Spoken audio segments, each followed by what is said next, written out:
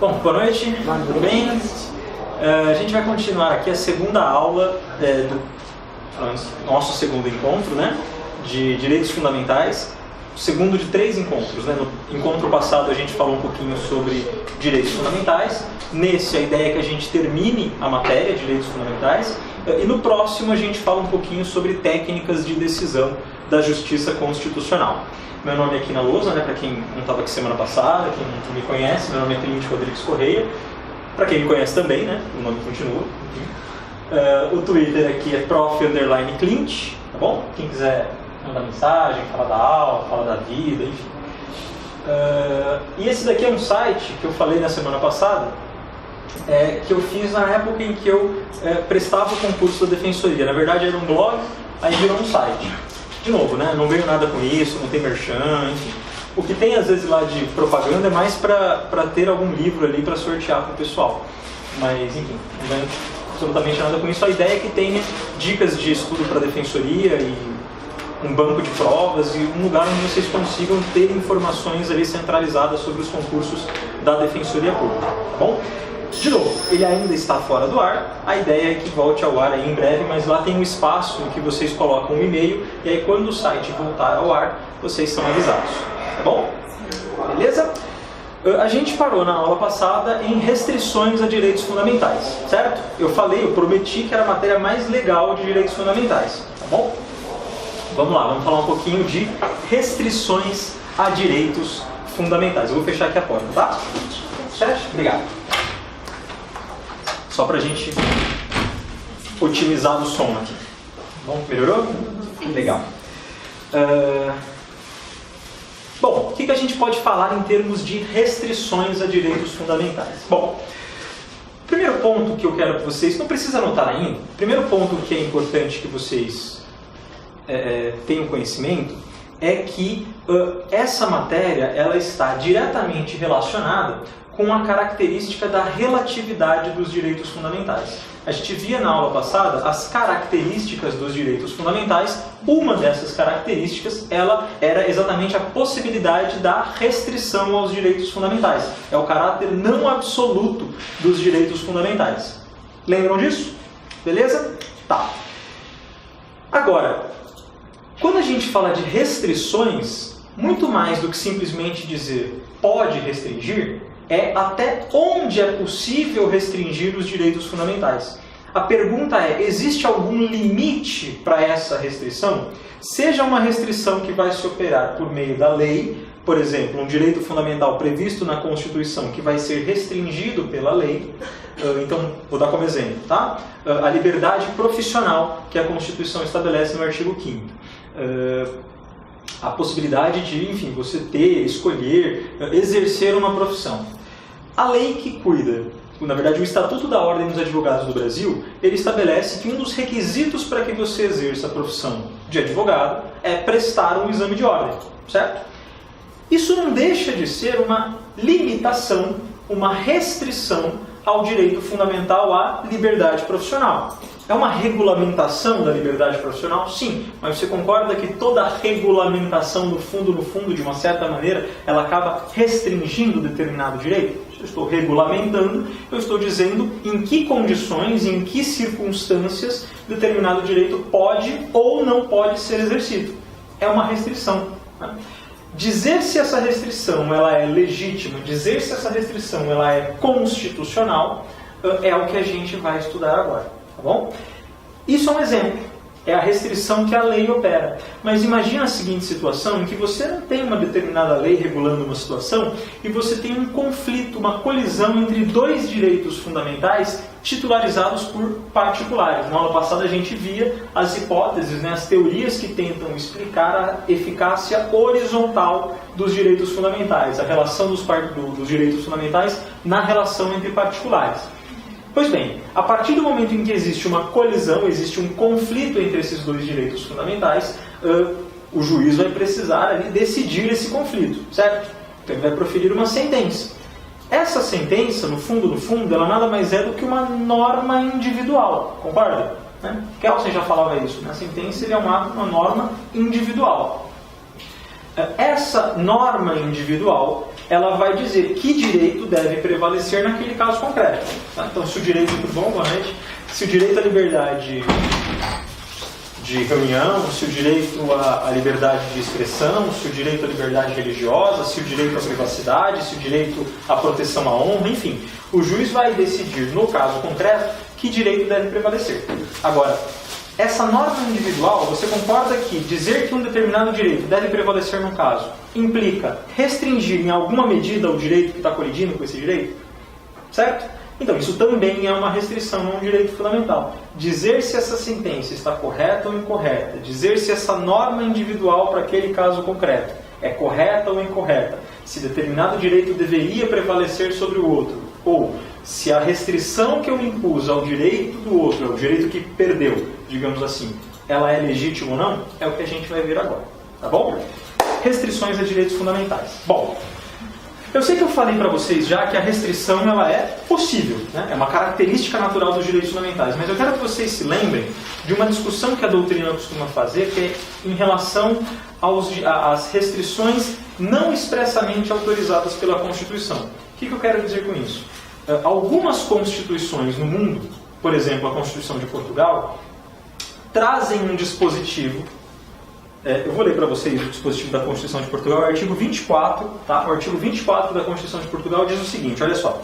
A restrição dos direitos, liberdades e garantias só pode fazer-se por lei para salvaguardar outros direitos ou interesses constitucionalmente protegidos e nos casos expressamente previstos na Constituição. Tá? Então, anota aí, artigo 24, item 1 da Constituição de Portugal, se você quiser depois procurar em casa, na internet, enfim, com mais calma.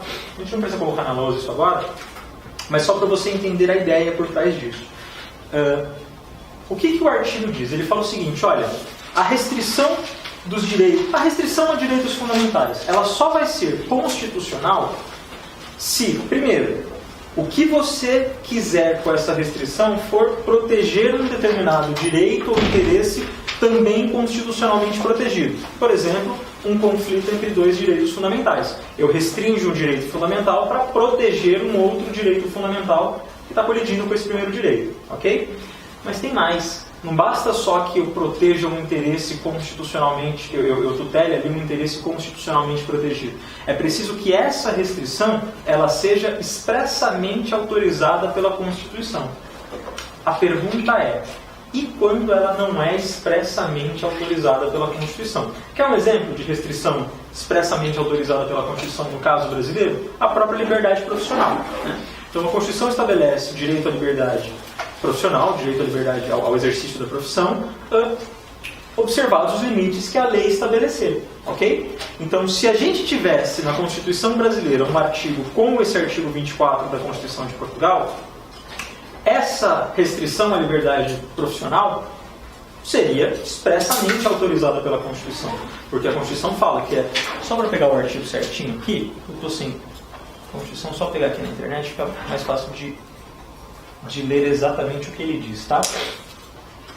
É o artigo 5º.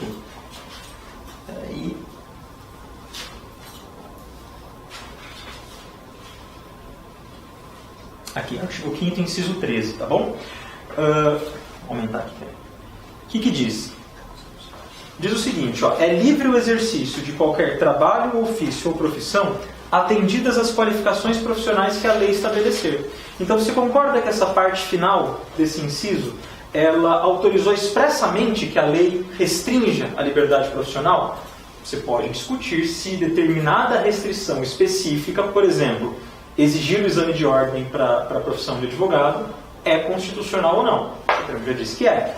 Você pode dizer se exigir a faculdade de jornalismo para o exercício da profissão de jornalista, se isso é não só legítimo, constitucional do ponto de vista da liberdade profissional, como também do ponto de vista da liberdade de informação jornalística. O Supremo disse que não é. Né? O Supremo disse que pode exercer a profissão de jornalista, independentemente do curso de graduação em jornalismo. Enfim, vejam, são duas restrições à liberdade profissional cujos entendimentos foram diferentes. Óbvio que nesse outro caso da liberdade, da liberdade do exercício da profissão de jornalista, com outros direitos fundamentais também envolvidos. Mas enfim, a restrição à liberdade profissional se enquadraria no artigo 24 da Constituição de Portugal, que exige que a restrição seja expressamente autorizada. Agora, por exemplo, imagina outro exemplo que seria expressamente autorizada, né? O inciso 15, que fala da liberdade de locomoção. É livre a locomoção no território nacional, em tempo de paz, podendo qualquer pessoa, de novo, nos termos da lei, nele entrar, permanecer ou dele sair com seus bens. Veja, de novo, a Constituição expressamente autorizou que, nos termos da lei, haja restrição à liberdade de locomoção. Mais uma vez, se essa restrição vai ser legítima ou não, depende de cada caso concreto, depende de cada restrição individualmente considerada. Mas seria uma restrição expressamente autorizada. Agora, um exemplo em que a Constituição não expressamente autorizou. Por exemplo, o inciso 22. É garantido o direito de propriedade. Ponto. O 23 vai falar que a propriedade deve observar a função social, ok? Mas só isso. Nada mais. Vai ter lá no final da Constituição as hipóteses de desapropriação, ok? Então, algumas restrições que a própria Constituição previu, mas isso quer dizer que a lei não pode estabelecer mais nenhum tipo de restrição à propriedade? Se a gente tivesse no Brasil aquela regrinha da Constituição de Portugal? Não. Tá? Então,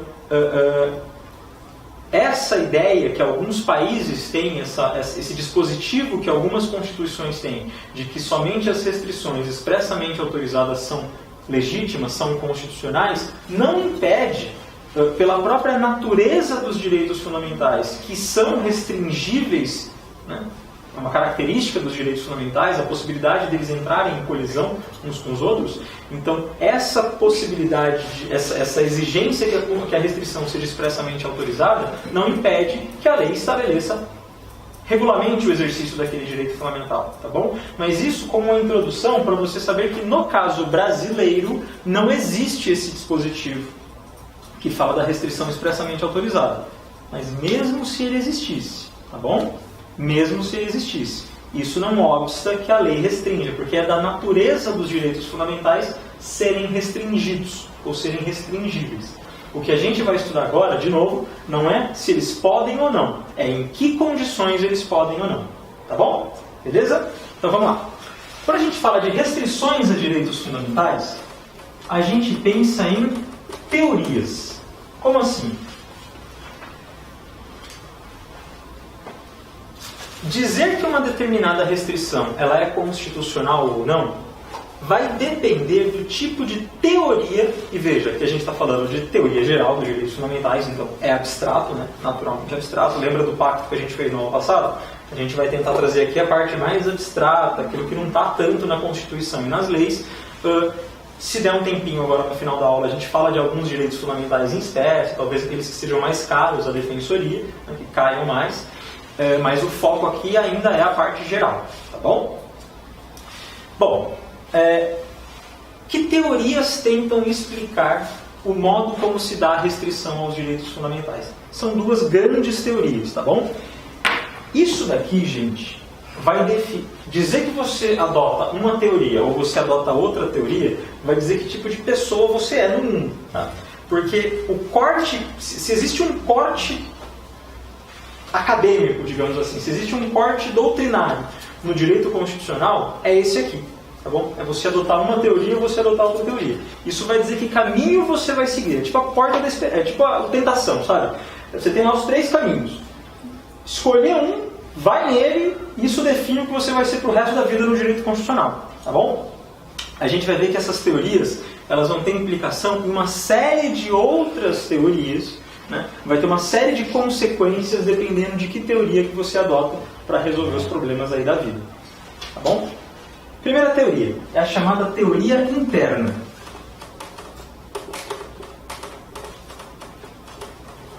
Primeira teoria, teoria interna. Posso apagar aqui? Uhum.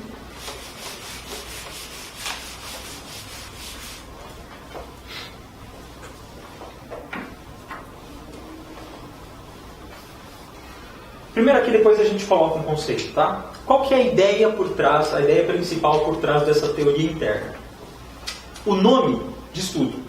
É interna por quê? Para dizer se determinada restrição a direito fundamental é legítima ou não, é constitucional ou não, eu não dependo de absolutamente nada que seja externo ao direito fundamental. Então, por exemplo, eu quero saber se eu posso restringir, eu quero saber qual que é o limite, o contorno de um determinado direito fundamental, eu não preciso de nada que seja externo a ele. Eu olho para a liberdade de crença e eu sei exatamente qual que é o limite da liberdade de crença. Eu olho para o direito à vida e eu sei exatamente qual que é o limite do direito à vida. Eu olho para a liberdade profissional e eu sei precisamente no que consiste a liberdade profissional. Não interessa que direito. Eu não dependo de nada que seja externo a esse direito fundamental para saber quais são os contornos desse direito. Tá bom? Vamos colocar isso de uma forma mais conceitual aqui no seu caderno? Então pode colocar assim. A teoria interna não existe. Ou melhor dizendo, né? Não existe não. A teoria interna não depende de elementos estranhos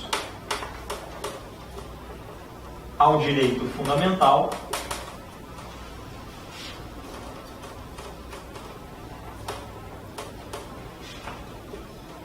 para a definição de seus limites.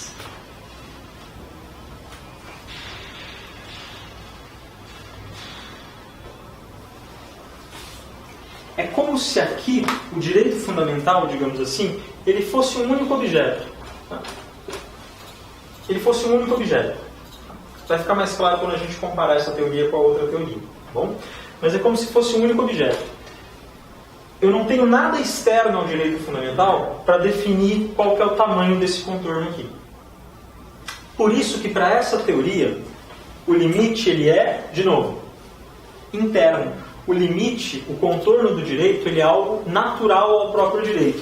Por isso que aqui você vai chamar esse limite de limite ou de limites imanentes.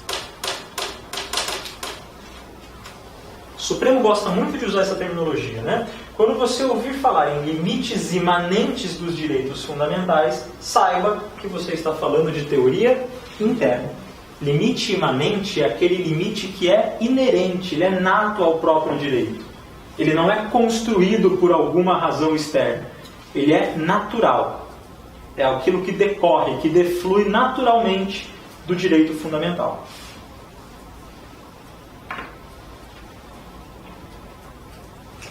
O conteúdo desse direito, ele é determinado.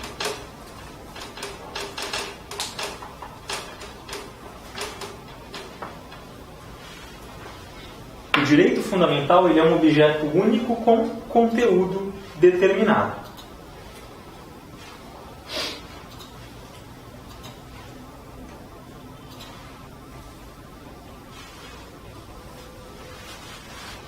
Se você quiser também colocar um terminho aqui, as colisões nesse caso, porque pensa aqui comigo. Imagina que esse determinado direito aqui, sei lá, pensa num direito qualquer. Direito à liberdade, direito à honra, por exemplo. Então, imagina que esse aqui é o grande direito à honra. Tá? Esse direito à honra, ele vai colidir com, por exemplo, sei lá, imagina que o direito à honra de alguém esteja colidindo com o direito à publicação de uma determinada obra, que essa pessoa reputa ofensiva à sua honra, é uma biografia não autorizada, por exemplo. E esse direito, a publicação dessa biografia, vai espelhar aí uma série de outros direitos. Direito à liberdade de informação, direito à liberdade de manifestação do pensamento, etc, etc, etc. Então, esses dois direitos eles vão colidir. Né? Direito Fundamental 1 e Direito Fundamental 2. Tá, para essa teoria interna, essa colisão aqui, ela é só aparente. Né?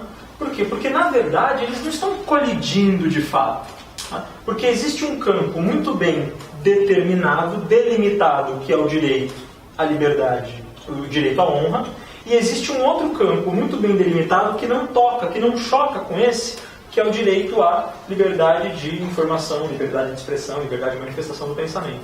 Por que eu estou falando aqui que a colisão, nesse caso, ela é só uma colisão aparente, ela não acontece de fato?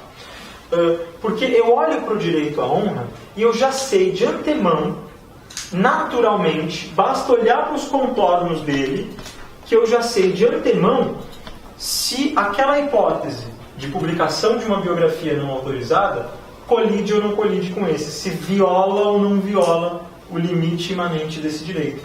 Do mesmo jeito, basta que eu olhe para o direito à liberdade de expressão, informação e etc., que eu já sei de antemão se está compreendido aqui nesse direito a publicação de uma biografia não autorizada. Então a colisão ela não acontece na prática, eu não preciso chocar esses dois direitos para saber o que surge daí. Eu olho para um direito e eu já sei qual que é o limite dele. Eu já sei de antemão se a restrição que eu estou querendo impingir nesse direito, ela é ou não justificada. Tá bom? Prometo que vai ficar mais claro quando vocês compararem isso com a outra teoria. Tá legal? Deu para entender aqui? O conceito ficou no caderno? Beleza? Então agora vamos falar da teoria, que só pode ser a teoria externa.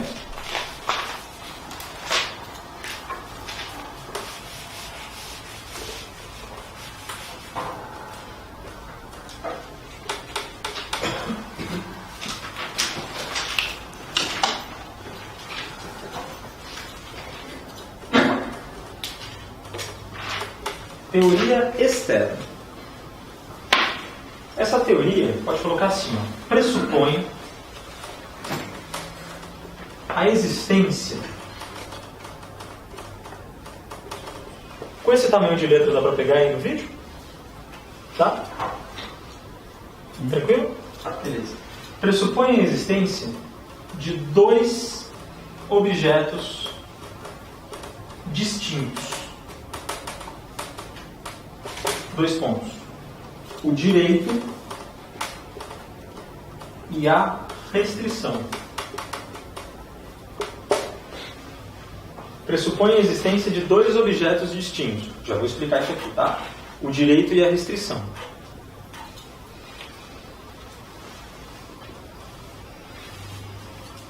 Todo direito fundamental traz em si a possibilidade condicionada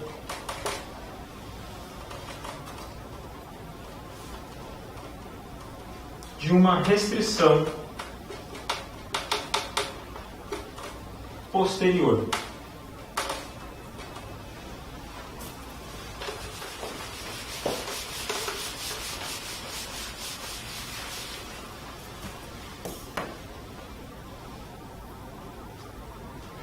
Todo direito fundamental traz em si a possibilidade condicionada de uma restrição posterior. Então, assim, que será, vírgula, que será analisada num caso concreto por meio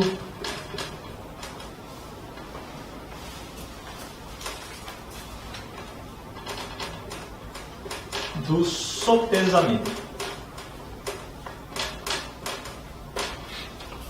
Prometo que eu vou explicar o que isso quer dizer.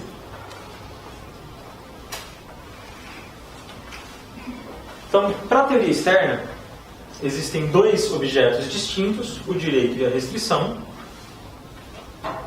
E para ela, todo direito fundamental traz em si a possibilidade condicionada de uma restrição posterior que vai se dar por meio do sopesamento. Já vou explicar o que isso quer dizer.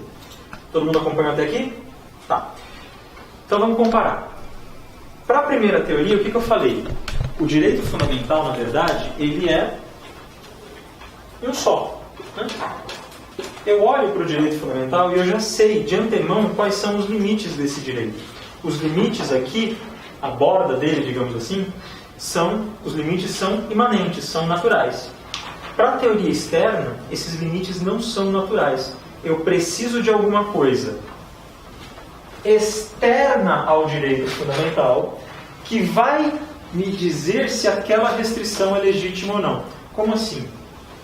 É como se eu tivesse, isso aqui é uma alegoria para ficar mais fácil de entender. É como se eu tivesse dois objetos. o direito fundamental com os limites bem mal definidos, tá? Alguma coisa ali que eu chamo de liberdade de expressão, enfim, eu não sei muito bem qual que é o contorno dessa liberdade de expressão. Eu não sei muito bem, olhando para ela, qual que é o limite da liberdade de expressão. Não sei, porque o limite não é natural. Eu não olho para ela e pá, está pronto, acabado.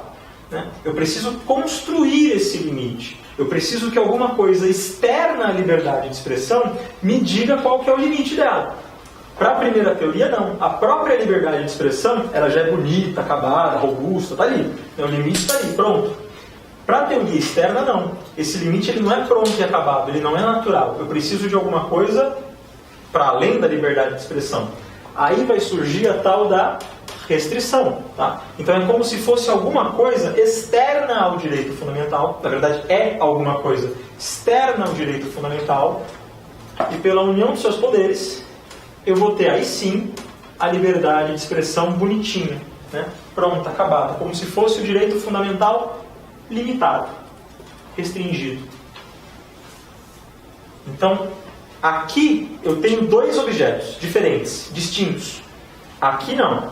Na teoria interna, o direito fundamental e a restrição são uma coisa só. Eu olho para o direito fundamental e eu enxergo a restrição. Aqui não. Eu olho para o direito fundamental na teoria externa e eu não enxergo a restrição. Eu preciso buscar essa restrição em algum lugar, fora do direito fundamental. Quando eu encontrar, eu já vou dizer como é que a gente encontra, mas quando eu encontrar essa restrição, aí eu vou ter o direito fundamental bonito, né? Aquele direito fundamental limitado, os contornos dele bem definidos. Percebeu qual que é a premissa aqui? Isso vai dizer para que lado do direito constitucional você vai caminhar, quando você estuda os direitos fundamentais. Por quê? Qual que é o pulo do gato aqui? O que é esse diabo desse elemento externo, essa restrição? Onde que eu busco essa restrição? Que faz tanta diferença assim, porque até aqui a gente está falando de coisas abstratas, enfim. Galera que gosta lá dos doutrinadores, enfim. Mas que diferença prática que faz uma teoria ser tão distinta assim da outra? Porque, veja, esse elemento externo, onde eu vou buscar a restrição, é precisamente o caso concreto. Eu preciso, eu necessito de um caso concreto, eu preciso de um conflito concreto para dizer qual que é o limite de um direito fundamental. Para a teoria externa. Para a teoria interna, eu não falei para vocês que a colisão é só aparente, porque não existem conflitos na real, para a teoria interna. Porque se eu olho para o direito fundamental e eu já sei qual que é o limite dele, que diferença faz se esse direito fundamental está colidindo com o direito fundamental A, B, C ou D? Para a teoria externa, não. Isso faz toda a diferença do mundo. Porque o limite do direito fundamental à liberdade de expressão, ele pode ser se esse direito à liberdade de expressão está conflitando num caso concreto com o direito à liberdade de informação jornalística, ou ao direito à honra. Esse limite pode ser outro se esse direito fundamental colide, por exemplo, com a privacidade. Esse limite pode ser outro se esse direito fundamental colide com a intimidade. Percebe? Esse limite pode ser outro se esse direito fundamental colide com o direito à segurança. Enfim, para dizer qual que é o limite do direito fundamental, qualquer, liberdade de informação, propriedade, saúde, etc, etc, etc, para dizer qual que é o limite, eu preciso de um caso concreto. Quando eu falo caso concreto, é um conflito. Eu preciso de um conflito e eu vou resolver esse conflito por meio do sopesamento. Quando eu fizer o sopesamento entre um direito fundamental e aquele que com ele esteja colidindo, aí, por meio do sopesamento, aí eu chego no limite desse direito fundamental. Perceberam? A grande diferença que tem aqui? Isso vai ficar mais claro no futuro, prometo. Mas essa parte inicial deu para pegar? Então, o que distingue uma da outra? Aqui eu preciso de um caso concreto e aqui eu estou pouco me importando com o caso concreto. Eu estou pouco me importando, né? Estou pouco me importando para dizer qual que é o limite da restrição ao direito fundamental. Aqui não importa absolutamente nada. Mas eu não preciso do caso concreto para dizer qual é o limite de restrição. Aqui, então veja só, Aqui eu sei qual que é o limite de restrição antes. Aqui eu só vou saber qual que é o limite de restrição depois. Aqui é um juízo a priori, é um juízo a priorístico. Aqui é um juízo a posteriori. Posterior. Tranquilo até aqui? Beleza. O que tem de, enfim, consequência disso, né? Qual que é a grande diferença aqui? Na verdade, a gente vai entender melhor essa consequência quando a gente estudar as teorias que são correlatas a essa teoria interna e a teoria externa. E aí entram mais teorias, tá bom? Mas elas têm a ver uma com a outra, tá? A base é isso aqui. Aí só vão ser ramificações, tá certo? Então vamos falar agora sobre um outro aspecto, para dizer mais ou menos a mesma coisa que a gente disse, mas com outras palavras, tá? Que pode cair na sua prova, se o seu examinador for mais chatinho, teoria do suporte fático. E teoria do suporte fático.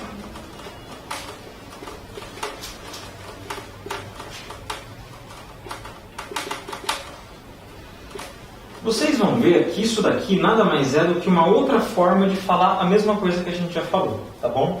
Mas com uma outra premissa, digamos assim.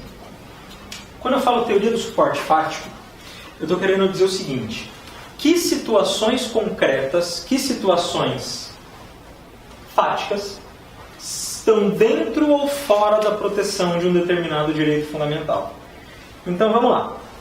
Vou fazer uma pergunta para vocês, tá? Semana passada eu estava com vontade de tocar bateria, não estava? Não toquei. Né? Mas hoje eu estou morrendo de vontade de tocar gaita. Né? Então eu vou chegar em casa, meia-noite, 1 da manhã, e vou resolver tocar gaita lá no apartamento. Apartamento fechado, pequeno. Meu vizinho não vai gostar. Né? Vai rolar uma colisão, pelo menos no campo abstrato, né? Se for no campo concreto, enfim. Eu saio em desvantagem, mas pode rolar uma colisão entre o meu direito à liberdade de expressão e o direito dele à privacidade, o direito ao sossego daí decorrente, enfim. Concordam?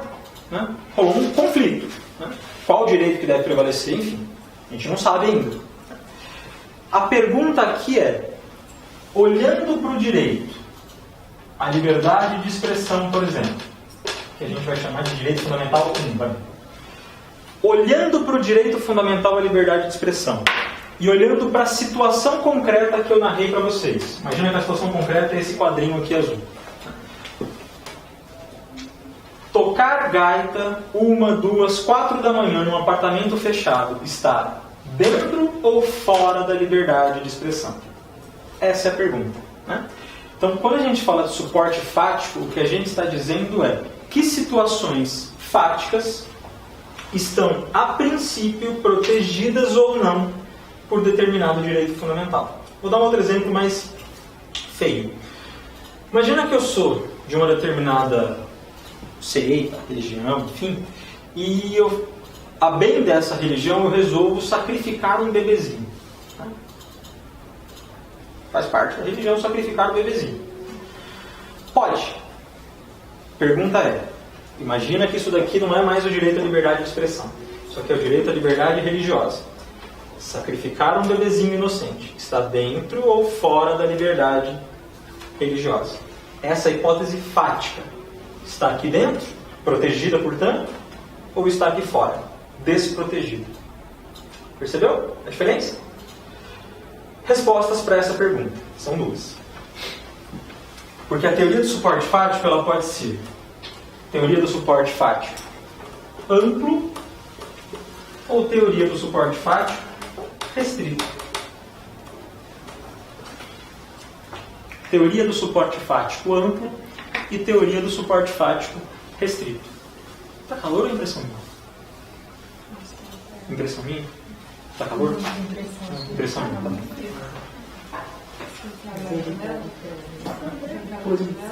Vocês que sabem. Se vocês não tiverem calor, não tem problema. Até hoje eu estou esperando aquela frente fria lá que prometeram semana passada.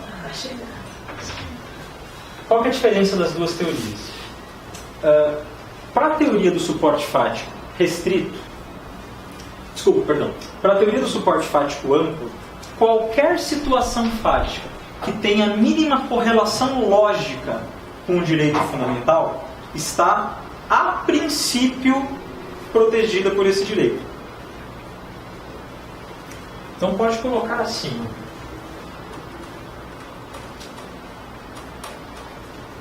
Qualquer situação fática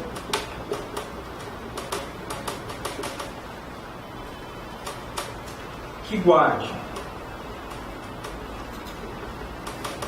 mínima correlação lógica com o direito fundamental está, a princípio,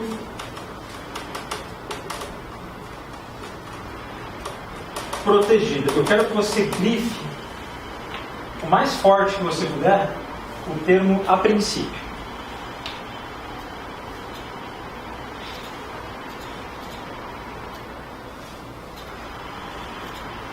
Vamos responder a pergunta então? Tocar gaita no apartamento fechado às 4 horas da manhã tem relação lógica com a liberdade de expressão? Esquece os direitos colidentes. Esquece. Guarda um mínimo de relação lógica? Guarda. Então, está dentro. Sacrificar um bebezinho inocente, a bem da liberdade religiosa. Guarda mínima correlação fática, correlação lógica com a liberdade religiosa? Aí eu já senti uma... Pô, mas agora tem o bebezinho, agora o que eu vou fazer com o bebezinho? Gente, sim. Sim. Sim.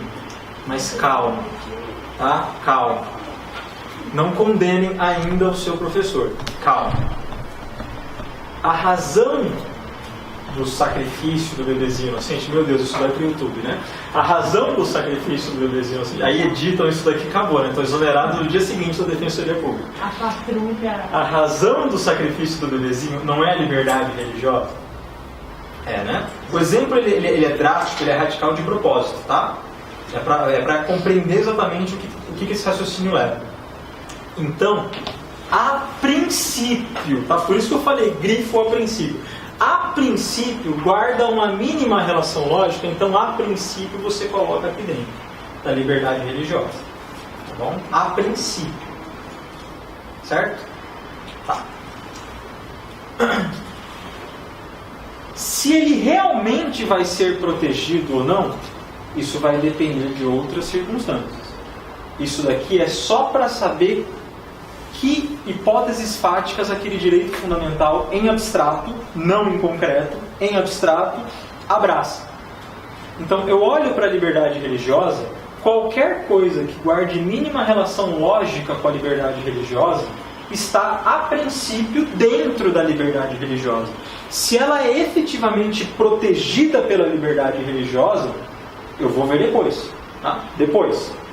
A posteriori. Hã?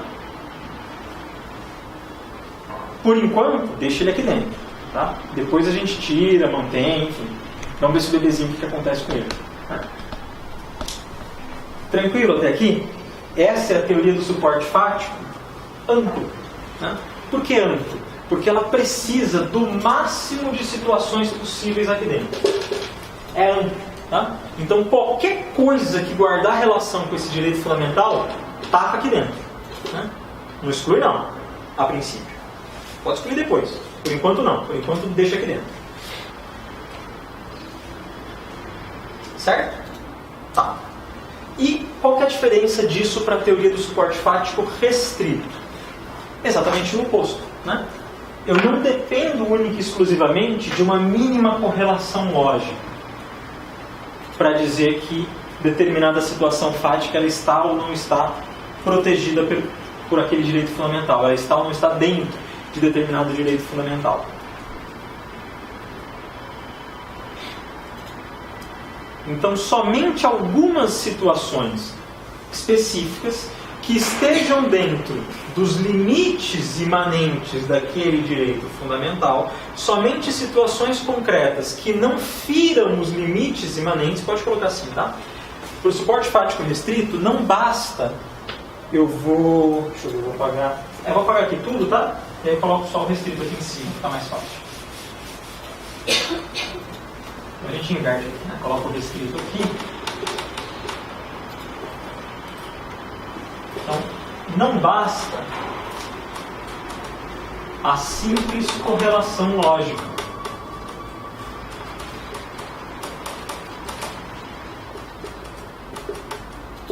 É preciso que a situação fática não fira os limites, você vai colocar entre parênteses, imanentes, para você lembrar depois, do direito fundamental. Essa é a teoria do suporte fático restrito.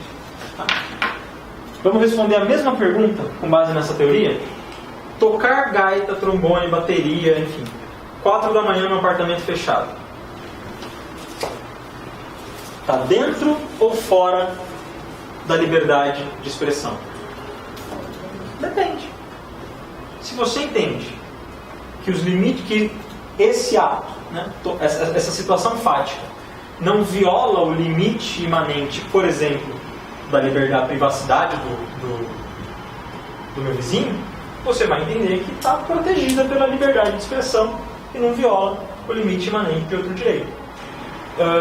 Se você entender, por exemplo, que sacrificar um bebezinho inocente num ritual religioso fere o limite imanente do direito à vida, por exemplo, do bebê, você vai colocar essa hipótese aqui fora.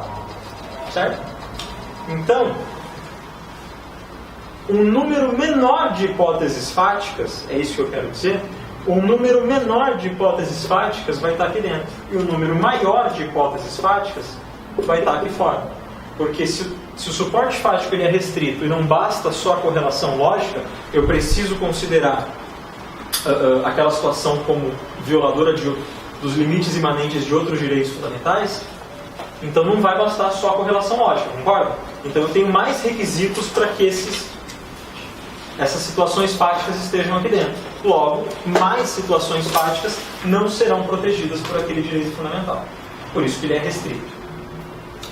Isso tem a ver com a teoria anterior? Tem tudo a ver. Por quê?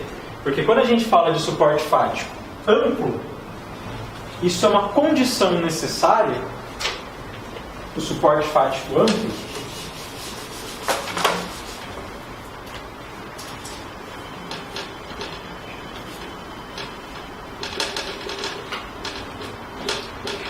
o suporte fático amplo, colocar mais direito, colocar mais situações fáticas dentro da proteção a priori, a princípio de determinado direito, é uma condição necessária para que eu tenha um conflito concreto e depois desse conflito concreto, aí sim eu possa pegar aquela situação que a princípio estava protegida e jogar para fora. Porque se eu já faço esse raciocínio de dizer o que está dentro e o que está fora antes, isso tem a ver com a teoria interna.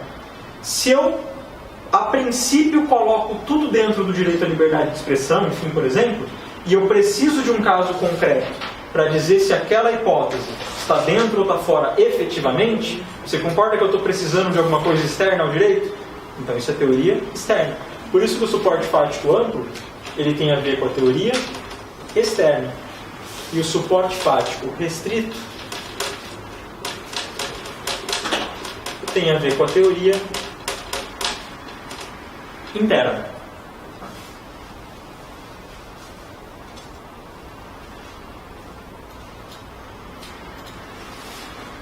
Perceba aqui uma sutileza dessas duas teorias, tá? Você pode chegar à mesma conclusão. Tá? Nos dois casos o bebê sobrevive, gente. Nos dois casos, tá? É óbvio que não pode sacrificar o bebê inocente num ritual religioso. Óbvio. Você vai ter aí mais discussões, mas o bebezinho certamente não pode. Tá? O bebezinho, o colega perguntou, e o animal? Você vai ter alguma discussão. Tá? O bebezinho certamente não. Bom, certamente não. Que fique gravado no YouTube, né? O bebezinho certamente não. Tá? Mas a questão aqui, não importa se o bebezinho sobrevive, né? Não importa a resposta final. Não importa para o que difere essas teorias não é a resposta final. O bebê sobrevive ou não sobrevive. Posso ou não posso tocar o diabo da gaita. Né? O que difere essas duas teorias é o modo como eu cheguei a essa conclusão. Para a primeira teoria, para a teoria interna, como que eu cheguei a essa conclusão? olhando para o direito fundamental, não está protegido por sacrificar o bebê inocente pela liberdade religiosa. Ponto. Por quê? Porque isso viola o limite imanente do direito à vida, por exemplo. Acabou. A resposta foi... O modo de chegar a essa conclusão foi só olhar para o direito à vida, enfim, ou o direito à liberdade religiosa. Aqui não. Para a teoria do suporte fático amplo e por consequência para a teoria externa, não basta só olhar para o direito. Eu preciso imaginar o conflito concreto entre... Não preciso o bebê morrer, tá? Mas eu preciso pelo menos imaginar o conflito concreto entre o direito à liberdade religiosa e o direito à vida do bebê. Eu preciso fazer o sopesamento entre esses dois direitos para ver, no caso concreto, o que deve prevalecer. Se mudarem as circunstâncias fáticas, se mudarem as circunstâncias jurídicas, talvez a resposta seja outra. Aqui não. Aqui não importa o que mudar, né? Porque é interno ao direito. Não dependo do caso concreto. Aqui eu preciso do caso concreto. Percebeu? O ônus argumentativo da teoria externa é maior, né? Porque você precisa explicar mais. Aqui não. A resposta está no próprio direito. Não tenho nada externo. Eu olho para o direito, resolvi o caso. Resolvi o problema. Não pode. Ou pode. Para essa não. Para essa eu vou ter que construir uma solução a partir do sopesamento. Então eu tenho um ônus argumentativo. Eu tenho um dever de fundamentar de um modo diferente. Pegaram? Tranquilo? Beleza. O que vocês acham que protege mais? Das teorias? O que vocês acham que protege mais? O que protege mais a vida do bebê, no caso? Teoria interna ou teoria externa? A externa? A interna. Rolou uma divergência. A interna. Quem acha que é interna? Só para eu entender. Interna protege mais. A vida do bebê vai ser interna, a vida do animal... Interna, então 4 para interna e externa. Nenhuma protege. O bebê se ferrou, vai ver. Tá. Gente, aqui, tá? Aparentemente, e aqui é uma crítica da doutrina, tá? Digamos assim. Aparentemente, a teoria interna protege mais, não é? Porque afinal de contas, dizer que eu preciso pensar no caso concreto, nesse exemplo drástico que eu dei do bebê, que é de propósito para isso, tá? Dizer que, eu preciso pensar ainda se eu tenho que sacrificar o bebê, tem o direito à vida, à liberdade religiosa, eu preciso imaginar um sopesamento. Nossa, eu vou usar a regra da proporcionalidade para resolver isso, eu vou ter que fazer aquele exame de adequação, necessidade, proporcionalidade em sentido estrito, para isso até aí o bebê já morreu. A impressão que dá é essa, né? O que faz com que a gente aparentemente ache que a teoria interna protege mais. Essa ideia de limites imanentes, essa ideia de limites naturais, que são limites quase que absolutos, né? Aquela ideia de limites, não são, tá? Absolutos, mas essa ideia de limites praticamente absolutos, intransponíveis, né? Dá a ideia de que você está protegendo muito mais o direito. E você pode entender assim sem problema nenhum. Bom, agora, a pergunta é, por que não? Por que você, nesse caso concreto, decidiu que o direito à liberdade de expressão deveria prevalecer? Quem disse que está dentro do limite imanente e fora do limite imanente? Quem? Pega um caso mais polêmico, digamos assim. O caso das testemunhas de Jeová, né, e a transfusão de sangue. Então, para essa determinada religião, a transfusão de sangue seria algo que, enfim, violaria ali os dogmas, enfim, algumas crenças religiosas. E, portanto, em determinados casos, algumas pessoas optam voluntariamente, portanto, não se submeter à transfusão de sangue, embora necessária, a bem da sua crença religiosa. Você entende que isso é certo, que isso é errado? Não importa. Mas você tem um conflito concreto. Né? Você é um médico, por exemplo, e você tem uma pessoa que se disse testemunha de Jeová e fala: doutor, eu não quero fazer transfusão de sangue. Tá? Fica ciente, faz o que quiser. Corta tudo, mas eu não quero transfusão de sangue, por exemplo. Tá? E aí? Né? Você tem um conflito entre o direito à vida daquela pessoa e a liberdade religiosa também titularizada por aquela pessoa. Aquilo que a doutrina vai diferenciar entre conflito e colisão, né? Se é o mesmo titular ou não é, mas isso não importa muito agora aqui. Mas pensa nessa hipótese. Você concorda que você tem argumentos razoáveis para um lado e para o outro? você tem argumentos razoáveis, você tem argumentos lógicos, você tem argumentos, né, que são fruto aí de uma preocupação sincera, tanto a bem da liberdade religiosa quanto a bem do direito à vida. Você tem argumentos bons para um lado e para o outro. Por que você decidiu que naquele caso concreto deveria prevalecer o direito à vida?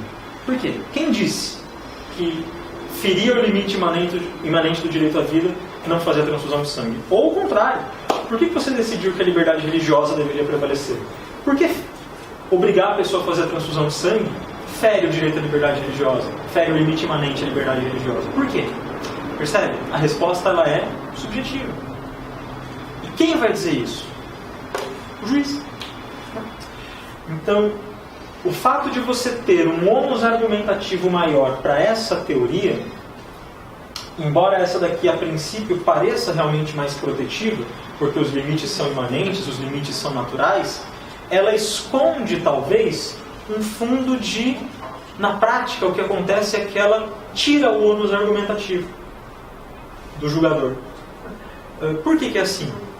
Porque é o limite imanente, está lá, você não está vendo o limite imanente? Não, estou vendo outra coisa. Né? É aquela história da roupa invisível que só os inteligentes podem ver. Né? Episódio do Chapolin, para quem não viu, recomendo ver tudo em casa quando chegar. E essa daqui? A gente vai ver depois que essa daqui também é subjetiva. Porque o direito é subjetivo, o direito ele é uma ciência, enfim, social aplicada, ele é humano, né? Então é subjetivo mesmo, não tem o que fazer. Mas quem critica a teoria interna vai dizer que, olha, tudo bem, é subjetivo por subjetivo, mas aqui minimamente eu tenho um processo, um ônus argumentativo maior. Eu exijo do julgador que ele me explique melhor por que ele chegou numa determinada decisão, ainda que no fringir dos ovos seja tudo subjetivo. Que é a crítica de quem é partidário da teoria interna vai fazer para a teoria externa. Isso aí também é tudo subjetivo. Ou isso daí não é protetivo. Isso aí você está querendo que eu pense que o bebê está colidindo com a liberdade. Percebeu? Então você vai ter críticas para os dois lados. Provas de defensoria pública. Né? Olha, quando cai assim, para você entrar em tantos detalhes dessas teorias, geralmente numa segunda fase, por exemplo, se você conseguir explicar minimamente isso daqui, né, o que quer dizer cada uma das duas, enfim, é o suficiente. Tá bom? Dificilmente o examinador ele vai falar, adote uma, adote a outra. Ele quer que você conheça. Numa primeira fase, dependendo do modo como vem a pergunta, né, também dificilmente a pergunta de primeira fase ela vai te colocar numa sinuca de bico entre as duas teorias. Provavelmente ela vai pegar algum conceito que seja dessa teoria interna, por exemplo, limites imanentes, e vai pedir para você aplicar num caso concreto. Né? Você sabe como aplicar, tá bom? Então, por ela ser aparentemente mais protetiva, o que a gente tem visto é que existe talvez uma predileção nas provas de defensoria pela teoria interna, tá bom? Mas cuidado, porque o seu examinador, no modo como vem a pergunta, ele pode estar ciente dessas críticas à teoria interna, a respeito do ônus argumentativo, e pode estar querendo que você explique, né, a diferença entre uma e outra. Então, em síntese, aparentemente a interna é mais protetiva. Conheça. Conheça as duas, óbvio. Mas pode ser que a sua pergunta tenha uma certa predileção pela interna. O que não quer dizer que você não deva conhecer a externa, as críticas que envolvem uma e outra. E se o seu examinador pedir para você usar a externa, por exemplo, o método da proporcionalidade, da ponderação, você precisa também saber usar. Desculpa, imagina que eu acho uma besteira, mas dá uma sensação que a interna é mais positivista do que a externa, que tem que fazer um juízo mais... O colega falou, dá a impressão que a interna é mais positivista. Depende. É que a rigor...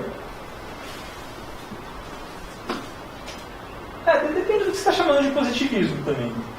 Mas a rigor, eu entendi o raciocínio. Se você tratar aí como um dever de fundamentação, talvez, né, a necessidade de você fundamentar a decisão para que ela tenha um aspecto de validade, enfim.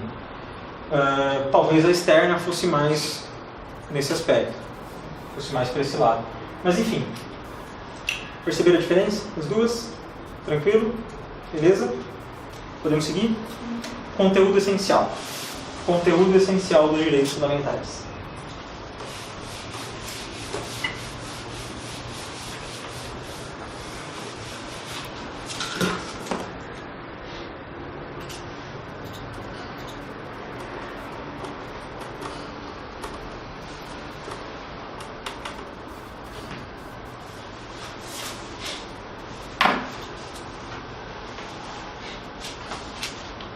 tenho a impressão de que a interna ela tem mais características naturalistas, sabe? Porque essa ideia de que os limites são inerentes, são naturais, né? Isso me passa mais aquela sensação não positivista, né? Mas, enfim, é uma crítica válida também. Conteúdo essencial. Você vai ver que isso daqui é uma terceira forma de falar quase a mesma coisa, tá bom? Mas aqui com uma outra pegada, digamos assim.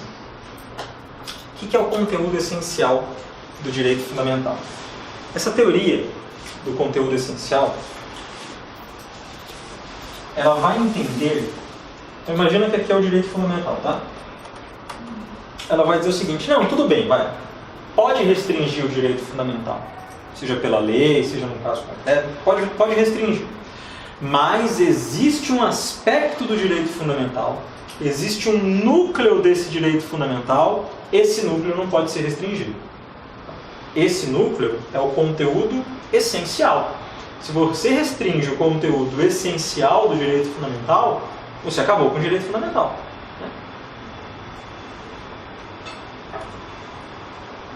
Então, a teoria do conteúdo essencial do direito fundamental, vocês vão ouvir isso daqui como conteúdo essencial, núcleo essencial, núcleo intangível, enfim.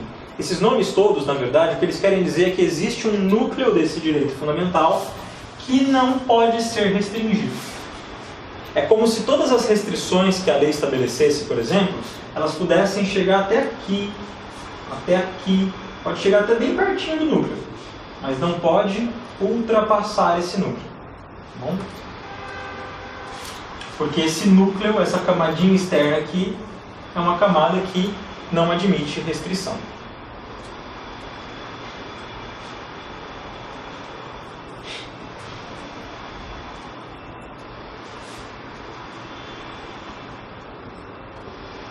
Essa já seria uma quarta teoria. Essa já seria uma quarta teoria. A gente falou da teoria do suporte fático, né? Amplo e restrito. Teoria interna e externa, que é uma primeira forma de enxergar a coisa. Uma segunda forma de enxergar a coisa. Essa é uma terceira forma de enxergar a coisa. Porque no fundo a gente vai ver que essa teoria nada mais é do que um desdobramento aqui do que a gente chama de teoria interna e teoria externa. Por isso que eu falei, é a base. Aquilo ali é o primeiro passo. Bom, só que aqui talvez a doutrina tenha construído aí com mais robustez até, né? As divisões do que chama de conteúdo essencial. Aqui você vai ter duas perspectivas diferentes para olhar, tá? Você pode classificar a teoria do conteúdo essencial a partir de duas premissas classificatórias diferentes. A primeira é quanto ao objeto. E a segunda é quanto ao alcance. Quanto ao objeto ou quanto ao alcance. Quanto ao objeto, são duas teorias. A primeira é a teoria objetiva. E a segunda, a teoria subjetiva.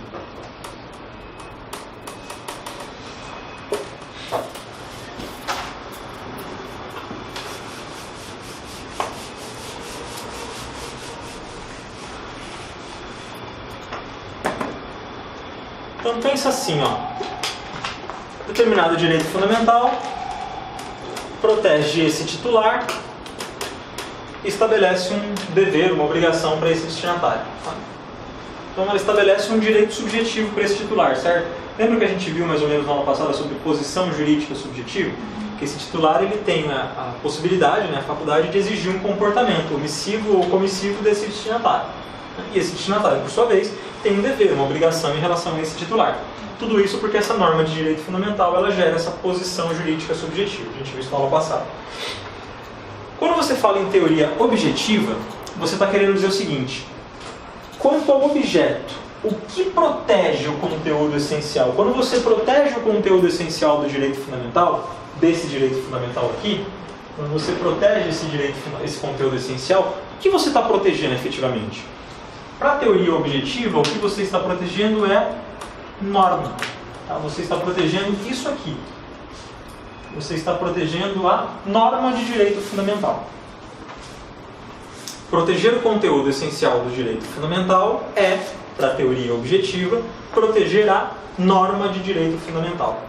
É como se você protegesse a expectativa que as pessoas têm de que esse direito não vai ser violado. Tá bom? Para usar uma outra linguagem. Mas você está protegendo a norma.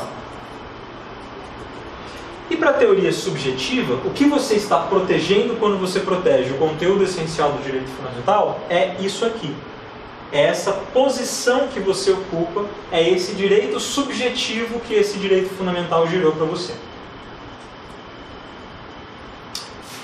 Direito à liberdade de expressão. Quando você protege, para a teoria objetiva, quando você protege o conteúdo essencial do direito à liberdade de expressão, o que você está protegendo é o direito à liberdade de expressão. Certo? Para a teoria subjetiva, quando você protege o direito à liberdade de expressão, você está protegendo o direito que essa pessoa tem a se expressar. Percebeu? Num caso você protege a norma, no outro caso é como se você protegesse a pessoa. Você protege o direito que a pessoa tem, a posição que ela ocupa aqui. Essas são só duas formas de enxergar o fenômeno.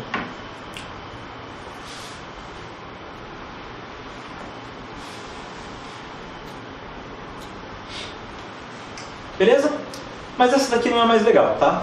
Essa daqui não é a mais legal. A mais legal é essa daqui, ó. É quanto ao alcance.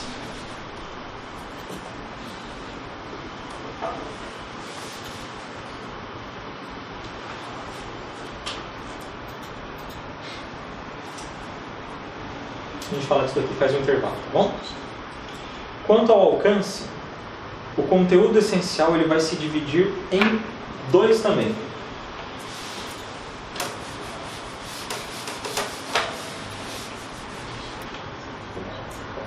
Quanto ao alcance, você vai ter uma teoria chamada de teoria absoluta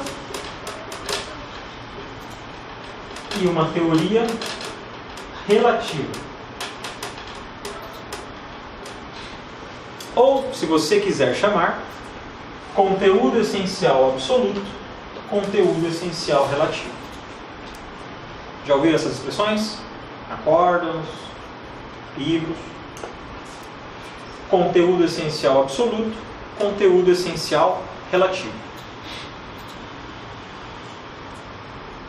Qual que é a diferença? Vamos começar com o absoluto, tá?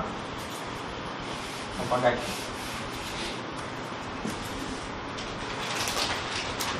Para a teoria do conteúdo essencial absoluto, imagina o direito fundamental assim. A gente vai fazer só desenho de ovo a partir de agora, tá? Imagina, isso aqui é um determinado direito fundamental, tá? Esse aqui é o direito fundamental e aqui dentro é o conteúdo essencial, a gema do ovo. Dizer que esse conteúdo aqui ele é absoluto, então aqui a gente está falando da teoria absoluta, que esse conteúdo é um conteúdo essencial absoluto. Dizer que esse conteúdo é um conteúdo essencial absoluto quer dizer que este conteúdo ele é intransponível independentemente de qualquer situação concreta.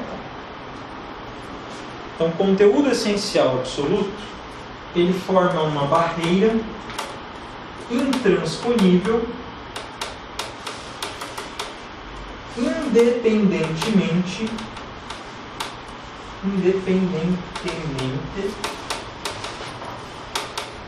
de qualquer situação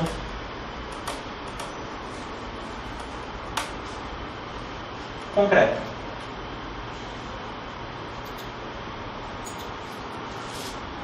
Ou seja, esse limite aqui, ele vai ser o mesmo. Não importa os casos concretos que ensejem eventual colisão desse direito fundamental. Ele pode colidir com o direito A, ele pode colidir com o direito B.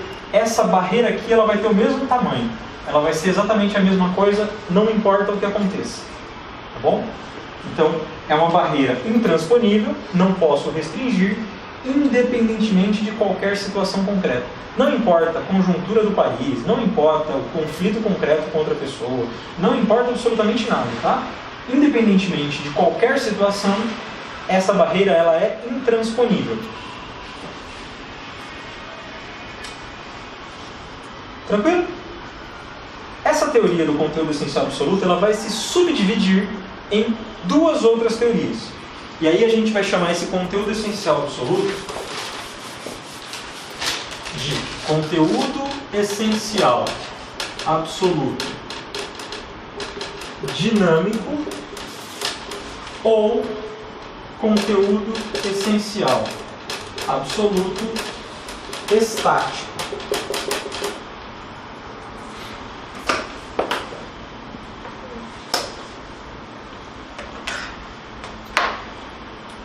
Qual que é a diferença entre conteúdo essencial absoluto dinâmico e conteúdo essencial absoluto estático? Os dois conteúdos são essenciais e são absolutos, ou seja, vale o que eu falei agora. Não muda independentemente de qualquer situação concreta. Mas qual que é a diferença entre ele ser dinâmico e ele ser estático? É porque aí a diferença é, no conteúdo essencial absoluto dinâmico, embora ele seja intransponível, independentemente das circunstâncias fáticas, ele pode sofrer variações ao longo do tempo, ao longo da história. Eu quero dizer o seguinte, pode ser que ontem, século passado, o conteúdo essencial da liberdade de religião, por exemplo, ele fosse gigantesco. Tá? Hoje, talvez esse conteúdo essencial ele seja menor. Talvez amanhã ele volte a ser gigantesco. Mas isso não depende de uma circunstância fática de agora. Isso é uma variação que ocorreu ao longo da história, ao longo do tempo, ao longo de contingências, enfim, culturais, sociais, econômicas maiores, não contingências concretas. O que eu quero dizer é o seguinte, hoje ele não é desse tamanho, pequenininho, então tá, então é esse o tamanho dele hoje. Não importa o que aconteça, hoje esse é o tamanho. E hoje essa é uma barreira intransponível. Pode ser que daqui a 5 séculos ele seja desse tamanho de novo, porque ele foi evoluindo ao longo do tempo, ou ele foi involuindo ao longo do tempo. Ok? Então isso quer dizer que ele é absoluto num determinado momento histórico. O que não quer dizer que, ao longo de vários momentos históricos, ele não possa sofrer variações. Mas essas variações não são concretas, não são por contingências concretas. Tá? São por contingências muito maiores. São por evolução histórica. Certo? Então coloca assim, ó. No conteúdo essencial absoluto dinâmico, no conteúdo essencial absoluto dinâmico, ou o conteúdo essencial absoluto dinâmico, né, fica melhor, pode ser alterado com a passagem do tempo e a evolução social. Pode ser alterado com a passagem do tempo e a evolução social. O que eu chamo de absoluto aqui nesse caso é que, fixado em um determinado momento histórico, aquele conteúdo é absoluto, ninguém toca. Ok? Eu posso chamar esse conteúdo essencial absoluto de intangível, porque fixado em um determinado momento histórico, ele é de fato intangível, ele é absoluto. Eu não posso penetrá-lo. Ok? Agora, no estático não. No estático, a liberdade religiosa, ela sempre teve, tem e sempre vai ter o mesmo tipo de conteúdo essencial. Aí ele não é só absoluto, ele é absoluto e estático, parado. Não muda conforme a evolução social. É o oposto dessa daqui. Nos dois casos, isso daqui é uma barreira intransponível. Não dá para restringir além daquilo, tá? A diferença é que em um caso ele pode oscilar ao longo da história. Aqui não, aquele é o mesmo ontem, hoje e o será para todo sempre. Ah, o Sol engoliu a Terra. O conteúdo essencial continua lá. Não tem civilização, está lá o conteúdo essencial. Certo?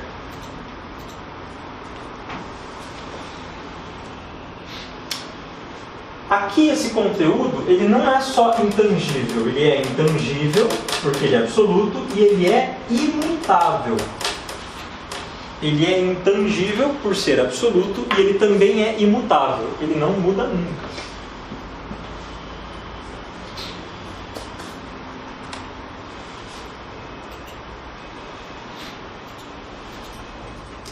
Beleza? Podemos seguir? Esse é o conteúdo essencial absoluto. E o outro? Conteúdo essencial relativo.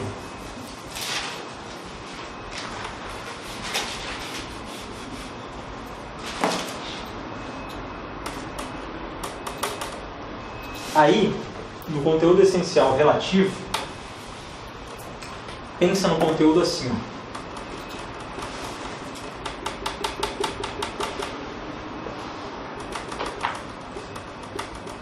Um negocinho meio mal definido, sabe? Por que ele é relativo? Porque dizer o tamanho desse conteúdo essencial, se ele é grande, se ele é pequeno, depende de um caso concreto. Conteúdo essencial relativo, para dizer qual que é o tamanho desse conteúdo essencial relativo, eu preciso de um caso concreto.